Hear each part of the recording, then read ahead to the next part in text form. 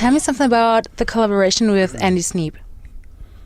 Yeah, well, we did the last 4 records with him, and Andy's a dear friend of ours. You know, he's a legend, you know, in the metal world. I'm pretty positive we're always the lightest band he does.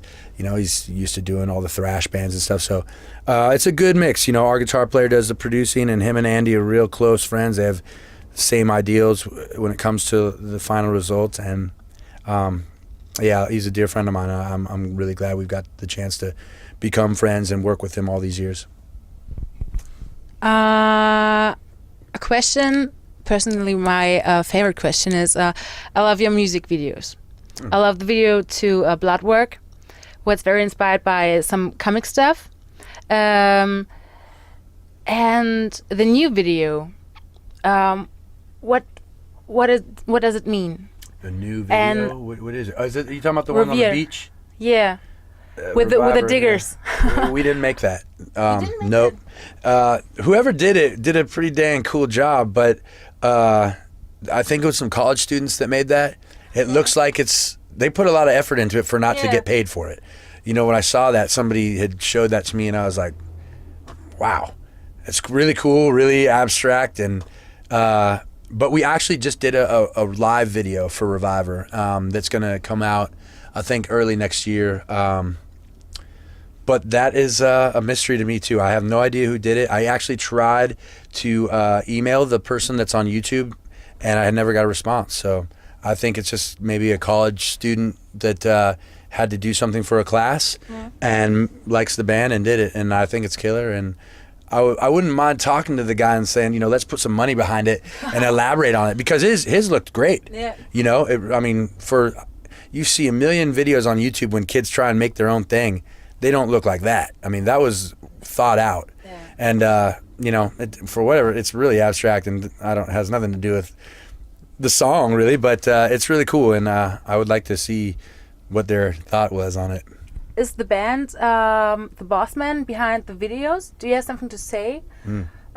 Something, what's happened in the video and something like that? Oh, yeah, definitely. It's all our idea, I mean, you get these things called treatments from different directors who want to direct the video, and then you kind of try and find something similar to what your idea is lyrically and whatever else.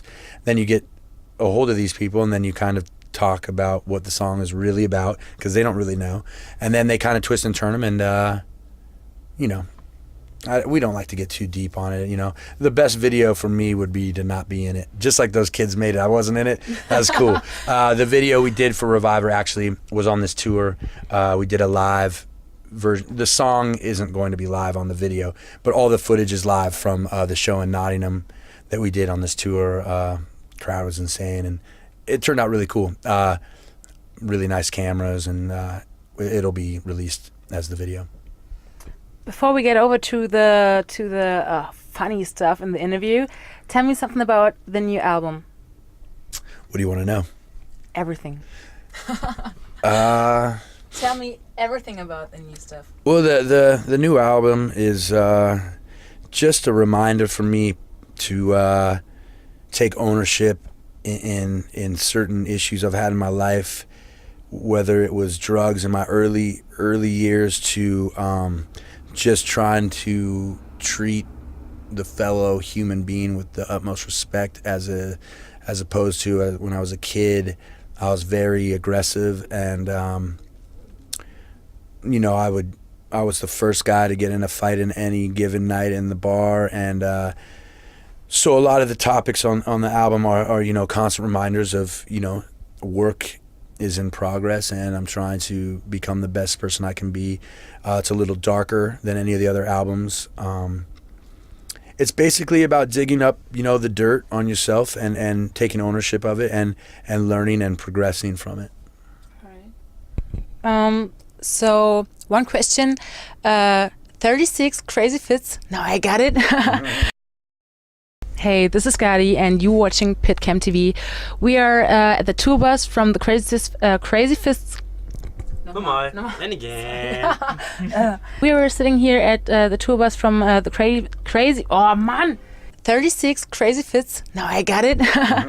Is a Jackie Chan movie title from 1977. Something like that, yeah. Tell me.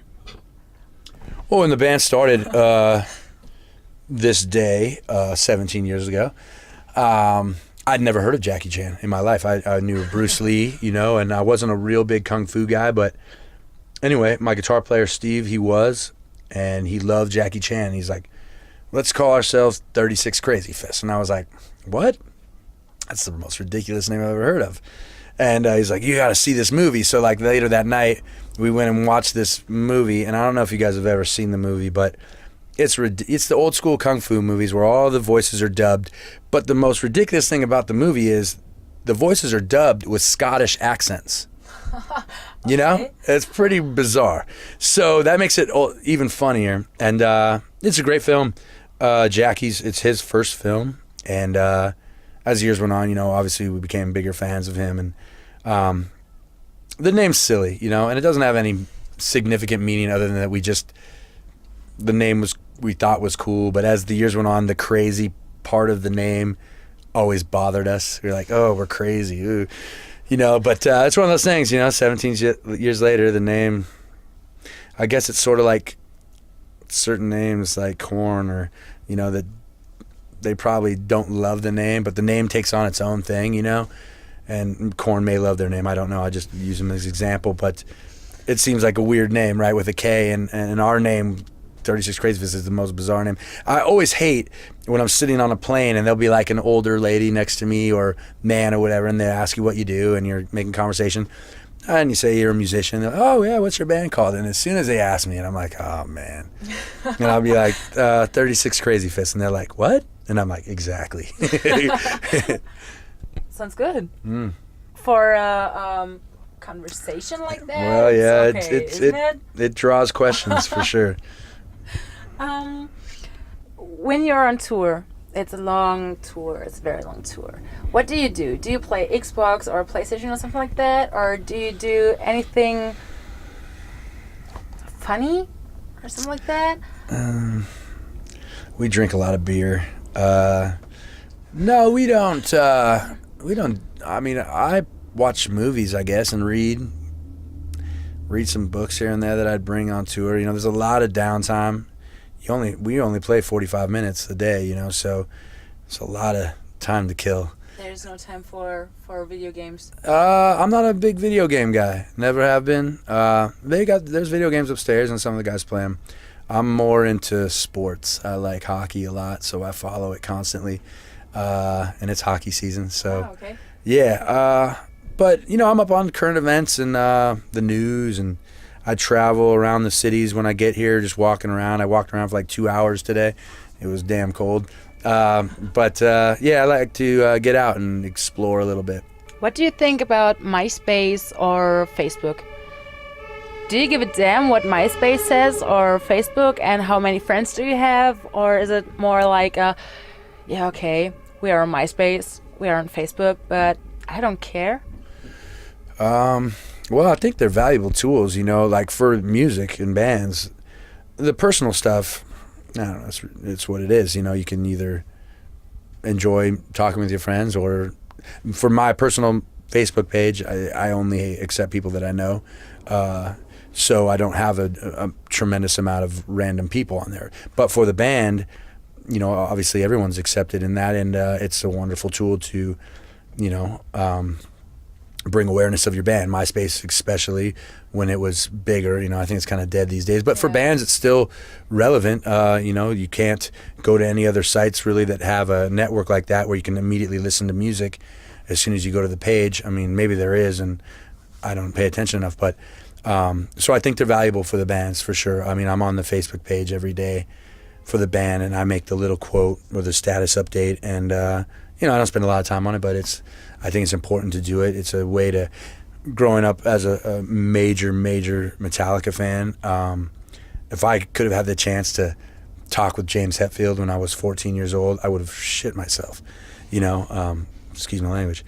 But I mean, I would have really lost it. It would have been so amazing. So I'm not saying I'm Hetfield or anything, but having interaction with your fans in a private message is cool, you know, and I think that it's a great way to, you know, stay humble and be in touch with your people. You know, I think it's important. Yeah.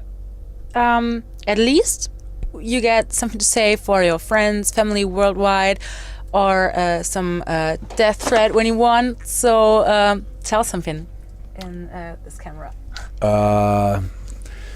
To all the German fans, we're extremely grateful for all the support and all the years of, you know, coming and moshing and singing and all the good stuff. So we're extremely grateful for you. Hope to see you guys next summer back in Europe, and that's about it. Peace.